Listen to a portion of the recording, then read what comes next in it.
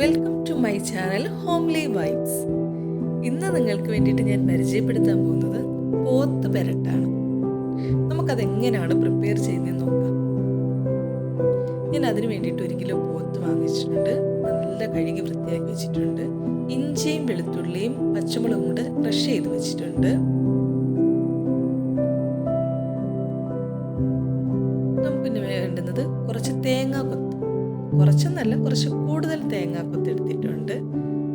അത് നല്ല ക്രിസ്പി ലെവലെത്തുമ്പോൾ നല്ല അടിപൊളി ടേസ്റ്റാണ്.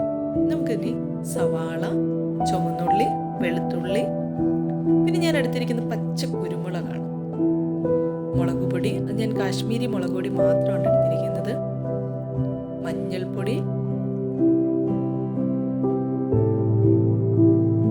ഗരം മസാല, മല്ലിപ്പൊടി. ഇത്രയാണ് നമുക്ക് പൊടി ഐറ്റംസ് വേണ്ടത്. ഇനി നമുക്ക് ആ കുരുമുളകൊന്ന് ചതച്ചെടുക്കാം. അതിന് വേണ്ടിയിട്ട് ഞാൻ എൻ്റെ മോളെ തന്നെ അങ്ങ് തേപ്പിച്ച് നന്നായിട്ട് നമുക്കൊന്ന് ചതച്ചെടുത്ത് വെക്കാം. ഇനി നമുക്ക് ഈ അരപ്പെല്ലാം ഇട്ട് ഈ ഇറച്ചിയൊന്ന് വേവിച്ചെടുക്കാം.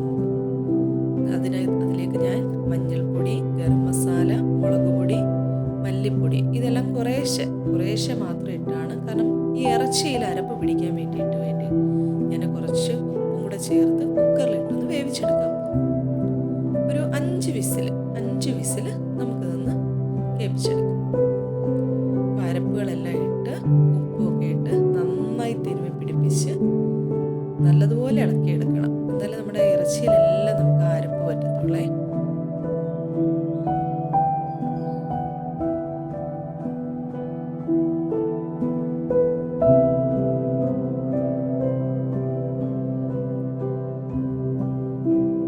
ഇതിന് നമുക്ക് കുക്കറിലേക്ക് ഇട്ട് നമുക്കൊരു 5 വിസിൽ കേൾപ്പിച്ചെടുക്കാം.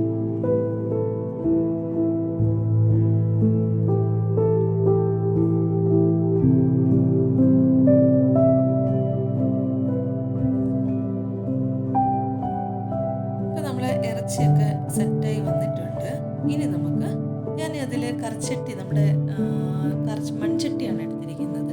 അതിലേക്ക് നമ്മൾ വെളിച്ചെണ്ണ ഒഴിച്ചു കൊടുത്തിട്ടുണ്ട്. വെളിച്ചെണ്ണയിലേക്ക് നമ്മൾ തേങ്ങാക്കൊത്ത് നല്ലതുപോലെ മൂപ്പിച്ചെടുക്കാൻ പോവാം.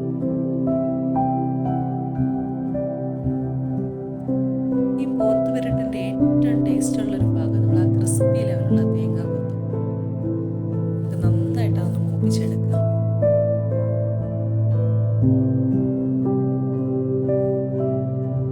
ഇതിലേക്ക് നമ്മൾ ആ ക്രഷ് ചെയ്ത് വെച്ചിരിക്കുന്ന ഇഞ്ചിയും വെളുത്തുള്ളിയും പച്ചമുളകും നമുക്ക് ഇട്ട് കൊടുത്തൊന്ന് വഴറ്റിയെടുക്കാം. അതൊന്ന് വഴണ്ട് വരുമ്പോഴത്തേക്ക് നമ്മൾ ആ ചതച്ച് വെച്ചിരിക്കുന്ന പച്ചക്കുരുമുളക് അതിട്ട് കൊടുത്തൊന്ന് നമുക്ക് നന്നായിട്ടൊന്ന് മിക്സ് ചെയ്ത് കൊടുക്കാം.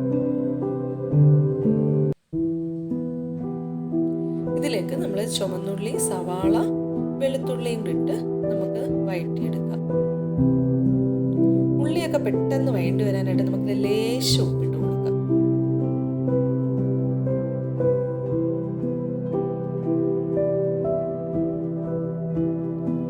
ഇനി നന്നായിട്ട് മിക്സ് ചെയ്തെടുക്കാം.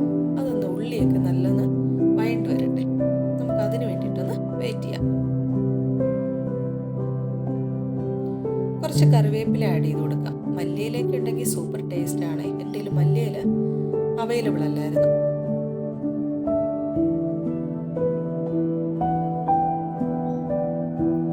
ഉള്ളിയൊക്കെ നന്നായിട്ട് വഴണ്ടി വരുന്നുണ്ട്. ഇതിലേക്ക് നമുക്ക് അരപ്പുകൾ ആഡ് ചെയ്ത് പൊടി ഐറ്റംസ് ആഡ് ചെയ്ത് കൊടുക്കാം.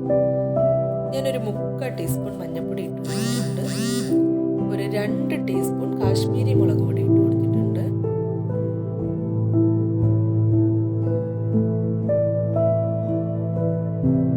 അതേപോലെ 2 ടീസ്പൂൺ മല്ലിപ്പൊടി ആഡ് ചെയ്തിട്ടുണ്ട്.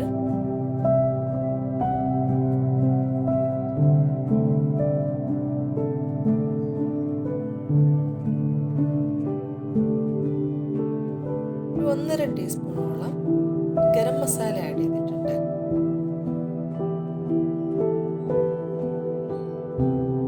ഇനി നമുക്ക് ഈ ഒരു പൊടി ഐറ്റംസും കൂടെ ഒന്ന് മൂത്ത് വരുന്നതിന് വേണ്ടിയിട്ട് നന്നായിട്ടൊന്ന് മിക്സ് ചെയ്ത് കൊടുക്കാം.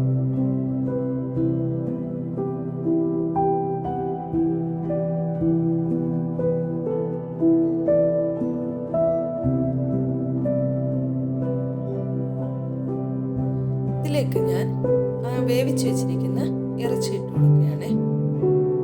നമുക്കിതിൽ എണ്ണ വേണമെന്നുണ്ടെങ്കിൽ നമ്മുടെ ഒരു എണ്ണയൊക്കെ കുറച്ചുകൂടെ ഒന്ന് കൂടുതൽ വേണമെന്നുണ്ടെങ്കിൽ നമുക്ക് കുറച്ചുകൂടെ ഒന്ന് ഒഴിച്ചു കൊടുക്കാം. ഞാൻ ഒരല്പം എണ്ണയും കൂടെ ഒഴിച്ചു കൊടുക്കുകയാണേ. ഇത് കഴിഞ്ഞ് നമ്മൾ ആദ്യമേ ഇറച്ചി വേവിക്കാൻ നേരത്ത് നമ്മൾ ലേശം ഉപ്പിട്ടിട്ടുണ്ട്. ഉള്ളി വഴറ്റിയെടുത്തപ്പോൾ നമ്മൾ ലേശം ഉപ്പിട്ടിട്ടുണ്ട്. ഇനി നമുക്ക് ഉപ്പ് വേണമെന്ന് നോക്കിയതിന് ശേഷം ഇട്ട് കൊടുക്കാം. എനിക്കൊരല്പം ഉപ്പിൻ്റെ കുറവുണ്ട്, അപ്പം ഞാനത് ഇട്ട് കൊടുക്കുകയാണേ.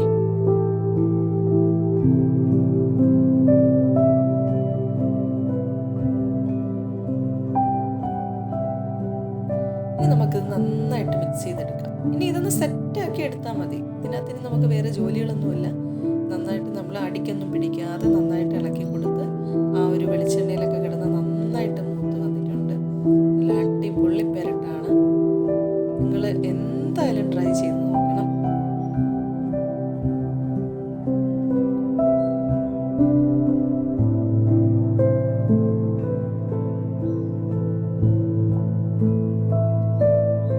നമ്മുടെ പോത്ത് പെരട്ട് റെഡി ആയിട്ടുണ്ട്. നമുക്ക് ഇതിനെ ഒരു പ്ലേറ്റിലോട്ട് മാറ്റാം. ഇവിടെ ആള് കട്ട വെയിറ്റിംഗിൽ നിൽക്കുകയാണേ.